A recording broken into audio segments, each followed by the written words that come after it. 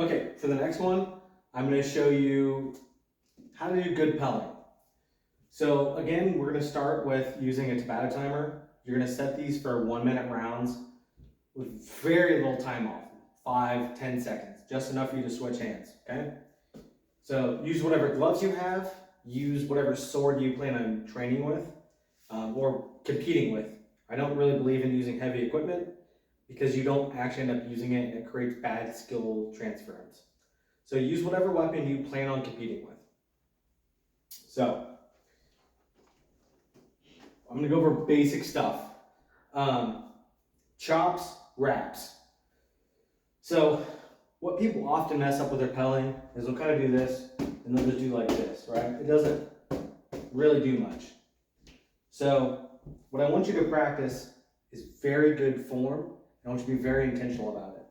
You're going to get in your stance, right? Stance we explained in the last video. I'm going to be here. How do I use a chop? I'm typically going to use a chop from this position here or whatever, this position.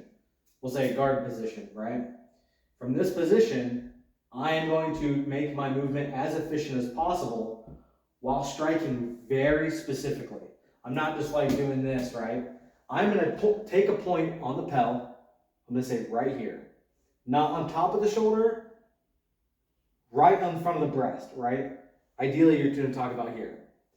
I'm going to do the exact same thing for across the body and maybe for the hip on each side, okay?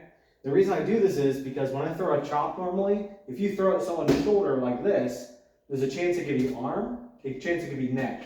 If they turn their body as you're swinging, it's going to miss. But if I always aim for their pec right here, it's always going to land on body.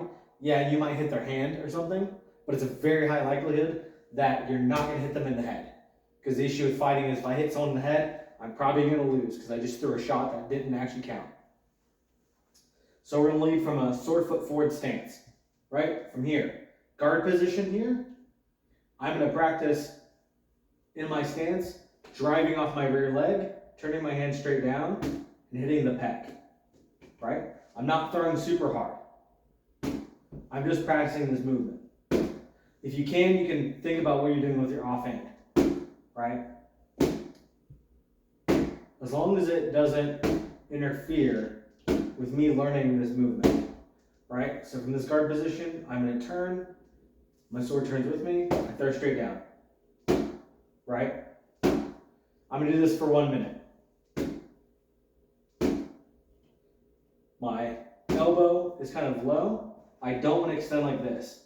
The reason that is because the sword will come out a little bit farther, I'll be a little bit harder to control, and I'll be causing more strain on my forearm, which would develop into tendonitis.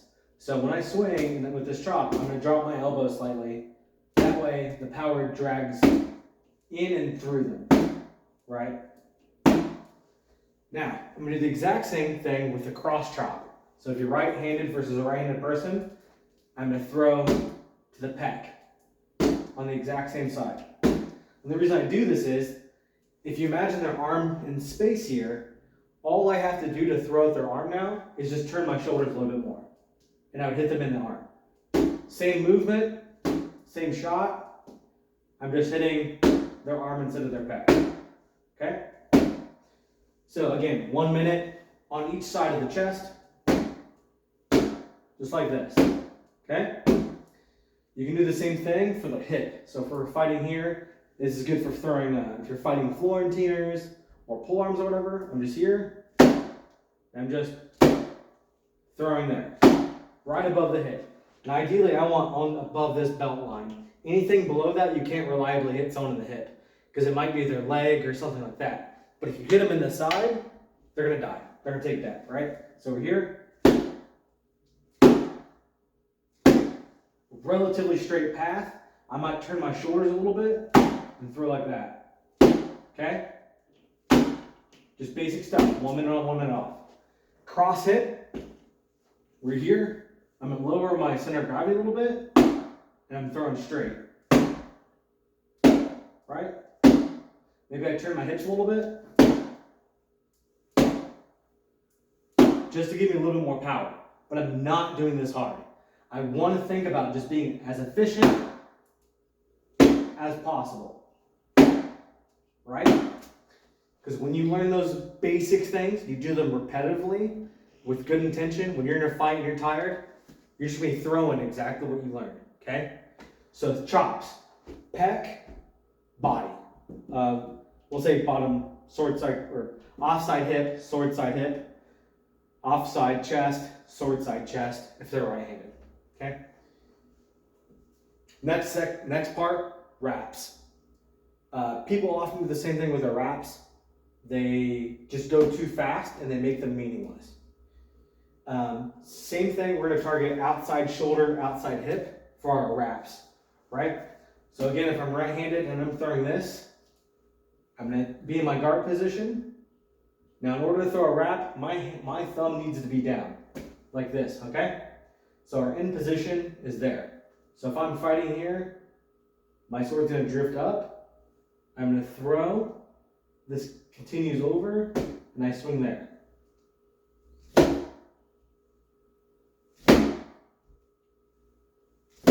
High outside shoulder. I can throw it however I want, but really focus being controlled when you do this. Ideally, when I throw this shot, if there's nothing in front of me, my sword would come straight down. So if I'm like this, it would hit me in the chest, doing nothing, right? So we're here, that's all it's doing. So, again, I'm right-handed, throw here, and it's not landing flat. I actually want to go high and up, because this is going around their guard, or their shield in this case. High and up, high and up, high and up. I'll do the exact same thing for the opposite side. So here, throwing there, throwing there. Be cognizant of, I don't want your hand coming past the center line of your body. I want it on this side, okay? So we're here. In this case, when you're doing these wraps, you can mess with your stance as much as you want. You can do it from sword foot forward, you can do it from sword foot back, doesn't matter. So now we have sword side, or offside hip. This is commonly your board side butt wrap. So we're here, I might tilt my shoulders a little bit, or just sink my legs, whatever allows me to swing in this area. So we're here, the sword is coming out, and again, ideally I want to be hitting behind them. Like I don't want to target the side, I want to target like their kidney. So when I'm actually doing this movement with, some footwork, I'm actually stepping out, my sword is coming around, and I'm hitting them in the kidney. Or my sword's coming up and scooping.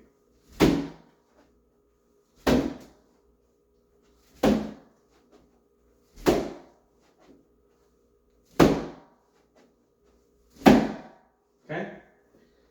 Same thing, cross-side hip. This is where your reverse wrap's going to come into play.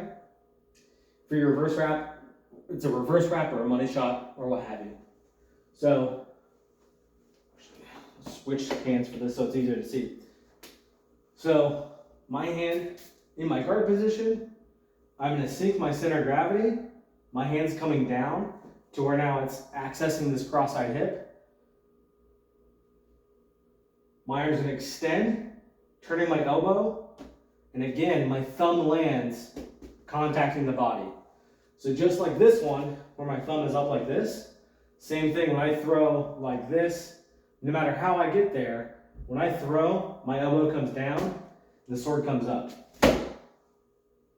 Position.